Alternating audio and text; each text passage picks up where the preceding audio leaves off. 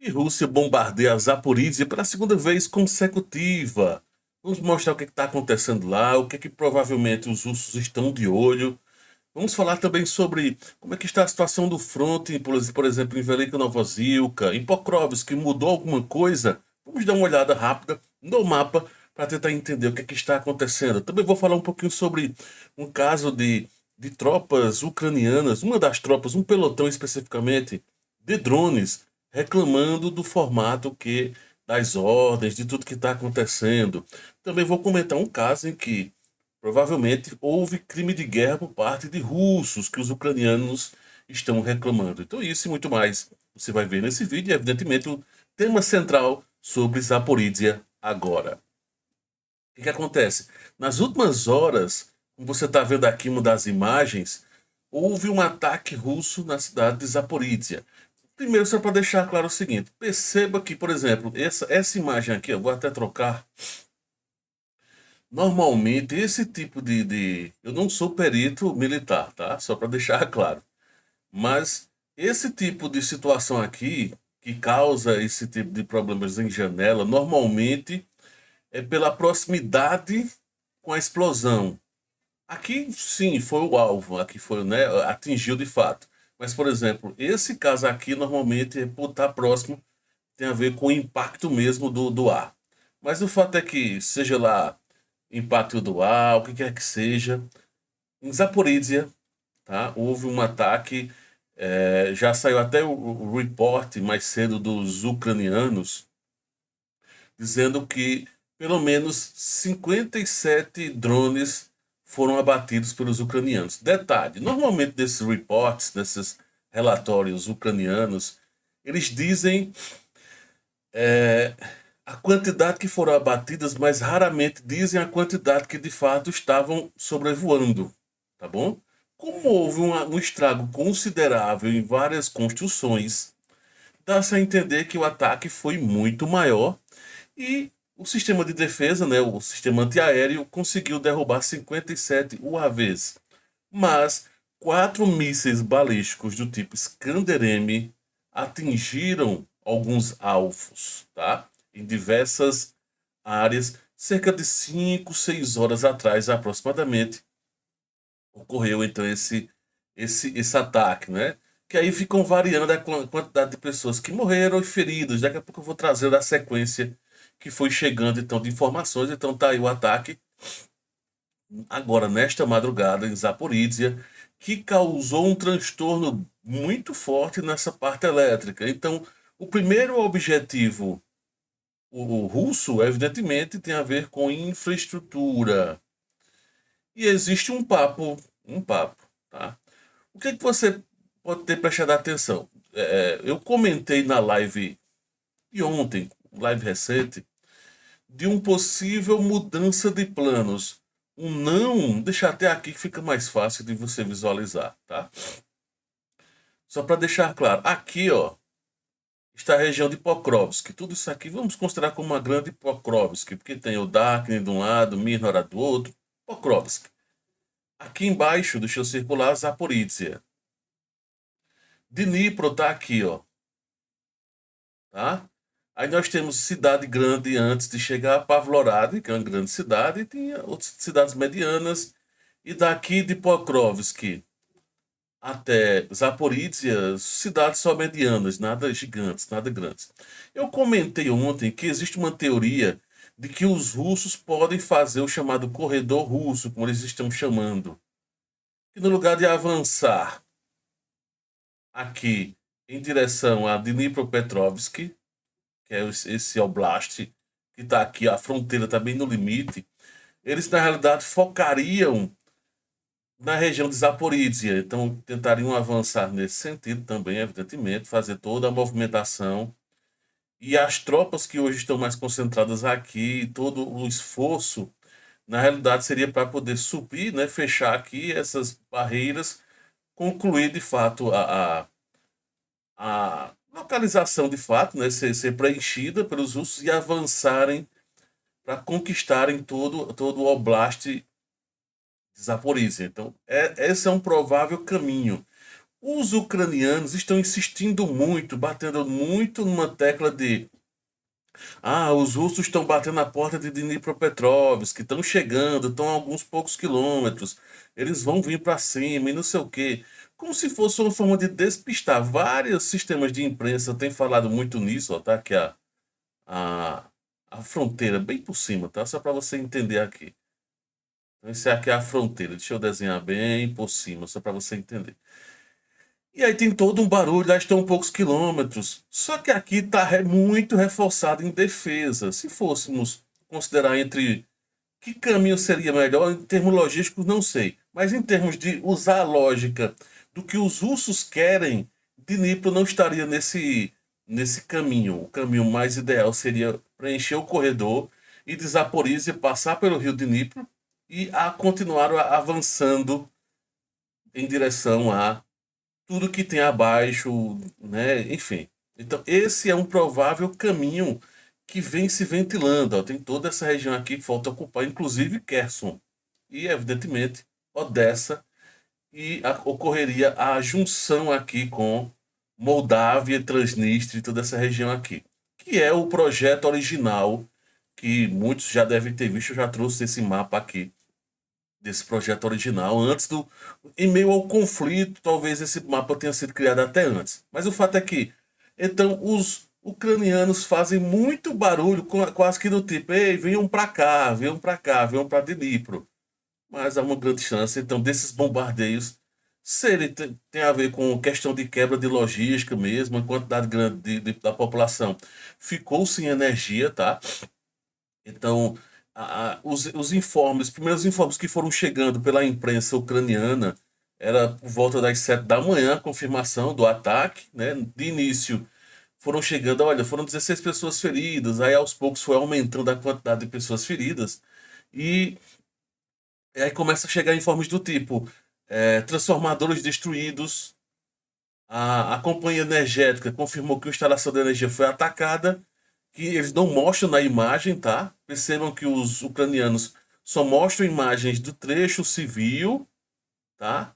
Mas não mostram em si o principal ataque, que foi o mísseis balísticos. Disseram assim, olha, primeiro eles atacaram com Shahed, depois com míssil balístico, que no caso foi o Iskander-M, né? Comentou que pelo menos 20 mil pessoas ficaram sem luz e outras 17 mil sem aquecimento nesse ataque, tá? Então, esse ataque dá-se a entender claramente que foi um objetivo logístico, tá?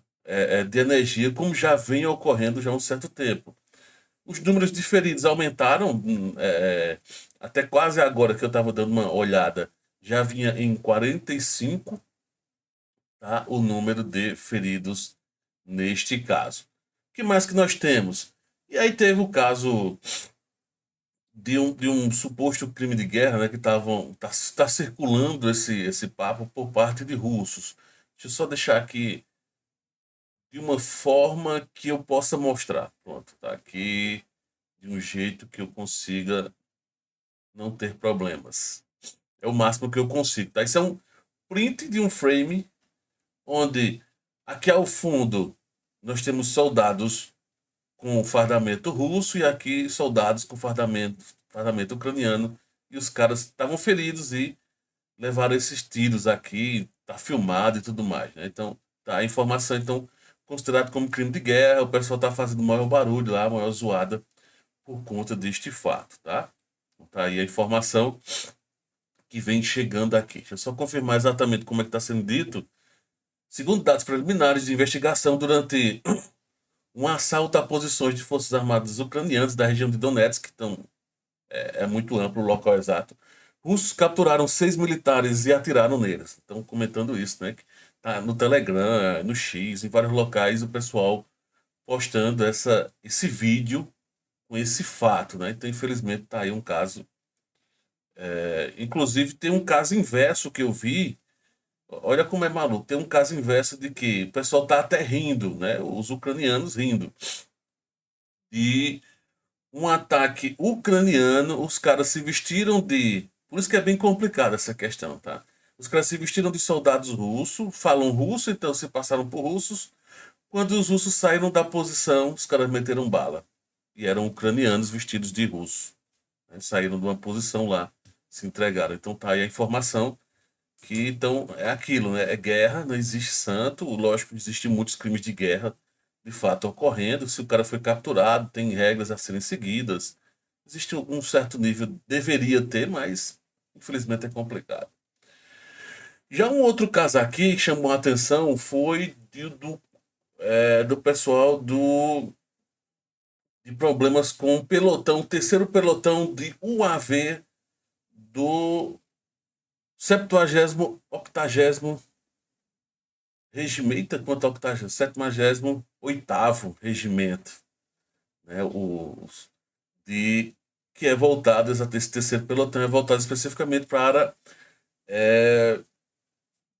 drones. O que que acontece? Segundo ele, o chefe de sistemas não tripulados usurpou, ou seja, quem está relatando isso é o comandante do terceiro pelotão. Então tem alguém superior a ele, né? Ele comentando o seguinte: olha, o chefe de sistemas não tripulados usurpou todo o poder da empresa. No caso, como ele diz, empresa tem a ver com tradução, tá? Do, do, da entidade ou algo do tipo. É que na hora que vai traduzir do russo ou do ucraniano para o português, aí se perde algumas palavras. Né? Ou para eles faz sentido usar o termo empresa. Não sei. Enfim, enquanto não lendo aqui a matéria. Isso aqui está no Standard Today e também está no Kyiv Independent, essa matéria. Praticamente igual, tá? Sim, ele usurpou todo o poder da entidade, fez seus favoritos que ficam na retaguarda e recebem bônus de combate, enquanto outros ficam na escravidão, realizando tarefas para vários ou montando posições. A Golovidnia, que é o chefe do pelotão, né? Reclamando, não é um soldado raso, é um cara do terceiro pelotão, comandante do terceiro pelotão, falando isso. Afirma que o chefe ferrou, vamos usar esse termo, ele usou o termo mais pesado ainda. Ferrou todos, que alguns se explodem enquanto realizam tarefas, passando 7 dias em uma posição em que estavam exaustos a zero. Afirma-se oficialmente que essa pessoa faleceu com a chegada de um drone, mas muitas vezes os caras estão tão malucos na posição, recebendo ataques e tudo mais, ou com fome, sem dormir, que aí se matam. Olha o nível que está chegando a tropa, os caras estão forçando, né? Além disso, às vezes pedidos sem sentido e ridículos levam às perdas, que é aquilo que já vem se falando já há um bom tempo. Eu já venho trazendo várias reportagens sobre isso, tá? De problemas sérios de comando bem complexo. E só para encerrar aqui a matéria, e aí ele comenta que existe até há um tipo de imposto de salário que você tem que pagar ao comandante de 10% do seu salário e vai para ele. E ele usa para consertar carro, resolver questões pessoais. Então, o cara ainda fica com 10% do salário do soldado. Né? Enfim, e aí detalhe. Devido a essa situação, muitos soldados querem ser transferidos, mas são ameaçados de transferência para a infantaria. E aí todo soldado sabe que a infantaria é o moedor de carne. A infantaria é o local que você vai para morrer. Como já foi dito não por esse soldado, mas por outros soldados, afirmando que quando você está na infantaria, principalmente em locais como Toretsky, Pokrovsk, essas regiões de hotspots, né, Kursk e etc., é porque você não tem dinheiro, você não tem prestígio suficiente, ou seja, não pagou propina suficiente, e aí jogaram você é um Zé Ninguém, colocam você em qualquer local. Então tá aí a informação triste, né, lamentável, e aí só confirmando aquilo que já se sabe de toda esses esquemas que existem no front. Dando uma geral aqui no front, vamos passar aqui por Velika Novozilka, o que é que tem ocorrido lá? Pressão ainda está muito forte, evidentemente no mapa. Nesse mapa aqui não mostra exatamente o avanço, mas há um avanço considerável, tá? Mas está rua por rua, está travado, não tem um avanço significativo, digamos assim. Eu vou até abrir aqui o Deep State, só para confirmar com vocês, tá? Vamos conferir no Deep State e nos dois ao mesmo tempo. Não vou estar usando muitos mapas desse aqui, só o Live e o Map e o Deep State. À noite, nas lives, aí eu dou uma geral em outros mapas, para não ficar muito longo esse vídeo de agora, tá bom? Ó, nesse da Deep State, dá para ver claramente que, detalhe, isso em vermelho quer dizer que é uma ocupação de fato russa, tá? E que esse em vermelho aqui, esse rachurado em vermelho, é porque houve conflitos recentes. Isso em branco aqui quer dizer que é presença russa. Não quer dizer que eles já é deles, mas que tem presença ucraniana ainda aqui. À medida em que não tiver mais nenhum conflito de ucranianos na região, só russos, presença russa, aí fica vermelho. Mas perceba então que os russos já avançaram em mais de 50% já de Velika Novozilka, né? Faltando apenas só dessa região que fica no giro de uma ponte, que é essa região aqui, né? Como se fosse separando a cidade. Para essa outra metade acima, então está ocorrendo uma certa proteção. Então, basicamente, o fronte está em três áreas, né? Um lateral, vindo de Vremivka, vindo da leste e vindo da sul. Então, três fazendo pressão. E por felicidade deles existe o rio aqui mais acima, senão o cerco já teria fechado ainda mais forte. E qual é a pior situação? É que do mesmo jeito que é ruim para os russos entrarem na cidade, está ruim para eles saírem. Eu vou mostrar aqui. Para onde é que eles vão sair? Me diga. Ou eles rompem, eles não podem romper à direita, porque se romper aqui, que é um trecho menor, eles vão romper para o lado russo. O único local que eles têm como passar é avançar aqui, romper alguma infraestrutura para aqui para cima e sair. Mas de qualquer forma vão ter que passar pelo rio. Então hoje, nesse momento, os soldados que estão aqui, não sei como, ou eles vão começar a pedir, se rendendo aqui, vão pedir, ó, vamos se render, ou vão ter que nadar aqui, tentar atravessar o rio e virar presa fácil e ir embora por aqui, evacuar. Ou ter reforço, que é algo que não tem ocorrido, tá? Esquece reforço. Nesse momento aqui não existe reforço nem tem tido. Então a situação dos soldados aqui em Velika Novozilka é bem complexa e gritante, né? Então para eles basicamente tá ou vai desistir ou, né, ou morte. Aqui em Kurakov, né, a região de Kurakov, o front tá com a intenção de vir fechar aqui, ó, começou a abrir, que a gente chama de cabeças de ponte, né, que eles vão chamando. A ideia é fazer uma grande cabeça de ponte nesses dois sentidos aqui, ó. Então começou a fazer o primeiro, vão começar a fazer o segundo movimento aqui, ó, rumo a Andrívika, e aí vão fechar também, ó, rumo a Andrívika, via Tchevchenko, então vão começar a fazer um leve cerco. Só que o que está acontecendo? Por que está demorando? Porque está ocorrendo muitos conflitos aqui na região de Dacne. O comando não é para deixar a posição, custo que custar é para ficar. Então o avanço está relativamente lento aqui. E pelo que dá a entender, os russos também não estão querendo avançar muito rápido aqui. Então é como se eles quisessem fazer pressão, deixar o máximo de soldados aqui, enquanto eles vão fechando devagar e sempre esse cerco. Porque aí o que, é que vai acontecer? Esses soldados ou vão ficar sem suprimento e vão ter que desistir, vão morrer, né? Porque não vão ter mais suprimento, ou simplesmente vão se render. Então os russos vão avançando de forma lenta, tá? Vão fazendo uma pressão lenta.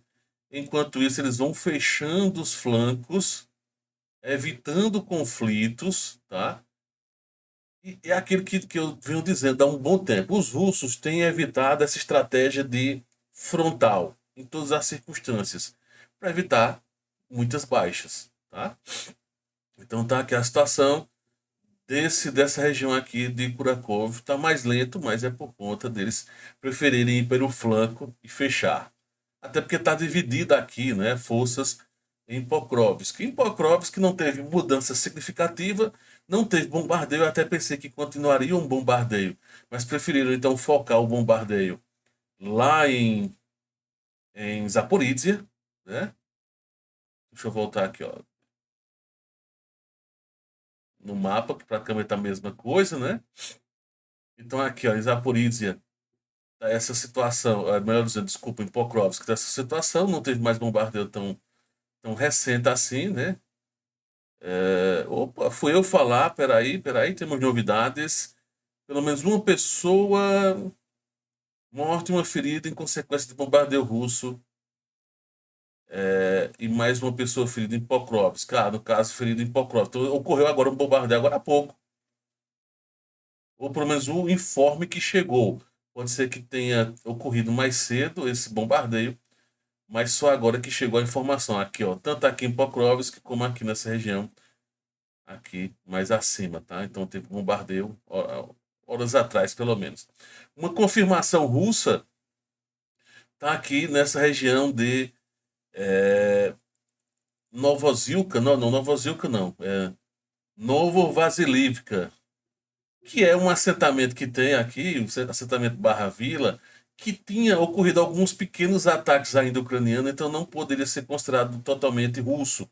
E aí os russos confirmaram, na verdade, a vila de Solone, esse vilarejo aqui de Solone, que é menor ainda um pouquinho, tinha presença ucraniana, não é que tinha, os ucranianos estavam aqui, mas estavam atacando essas posições. Só que eles foram de fato repelidos, passou mais de 24 horas sem presença ucraniana, e aí o Ministério da Defesa russo reivindicou ocupar, né, confirmando a ocupação, tá? Só para mostrar que às vezes, por exemplo, nesse mapa está mostrando tudo isso, mas normalmente significa que teve presença russa ou está tendo conflito russo, mas que, por exemplo, ainda não foi reclamado Kotlin pelos russos. Por quê? Porque tem confronto. Eles só vão considerar como sendo russo quando repelirem de fato e não tiver mais conflito na área. Aí eles consideram como, beleza, agora o Ministério da Defesa vai e confirma essa informação. Tá? Detalhe, tem uma posição muito forte nessa linha de trem e de a M30, essa rodovia daqui, muito forte ucraniana, tá? Tá um aglomerado bem grande aqui para exatamente proteger essa linha de suprimento. Porque senão já informam de que na realidade o suprimento está tendo que parar lá atrás aqui e depois eles estão tendo que se virar, usar essa outra, vamos dizer, cidade aqui como suporte, tá? Então tá aqui.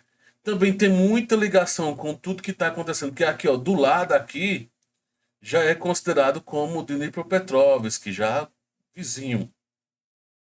E aí eles não querem, essa região aqui, ó, já é Dnipropetrovsk. Então também, teoricamente, existe uma proteção maior nessa região, e como eu já trouxe a informação, é mais lógico os russos descerem ao sul, seguindo, se é ao sul é para descer, enfim.